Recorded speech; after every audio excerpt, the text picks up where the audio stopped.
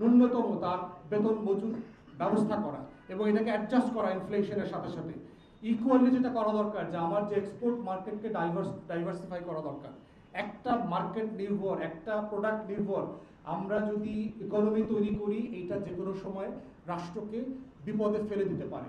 তাই নতুন নতুন খাত তৈরি করা। অতএব সেই জায়গাতে ইকোনমি ডাইভার্সিফাই করবার জন্য আমরা বোধ করছি বাজেটে স্পেসিফিক প্রণোদনা থাকা দরকার, সেক্টর বেসড প্রায়োরিটি, যে কোথায় কোথায় করব। আমার শিক্ষা, আমার স্বাস্থ্য, আমার যোগাযোগ, পরিবহন খাত, আমার প্রত্যেকটা জিনিস কলাপস করেছে। হামে শিশু মৃত্যু বলেন, ডেঙ্গুর উৎপাত বলেন নতুন করে শুরু হয়েছে। এর প্রত্যেকটা জায়গায় আমরা দেখতে পাচ্ছি যে আমার হেলথ সেক্টর কিভাবে প্লে করতে ব্যর্থ হচ্ছে, কারণ সে সিম্পলি ফাংশনাল না। কিন্তু বছরে বছরে আপনি তার টাকা বাড়াচ্ছেন, বছরে বছরে আপনি তার বাজেট বাড়াচ্ছেন।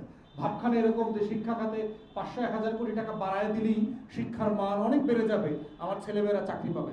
বাস্তবতাটা তা না। এখানে বাজেট ইস্যু না, এখানে ইস্যু হচ্ছে টোটাল ফাংশনাল ম্যানেজমেন্ট ইস্যু আছে এখানে। তো সেই জায়গাতে আমরা বোধ করছি যে এই প্রায়োরিটির জায়গাগুলোকে কিভাবে সামনে রেখে বাজেটকে নতুন করে সাজানো দরকার, আমাদের আয় ব্যয় এবং সক্ষমতাকে সামনে রেখে।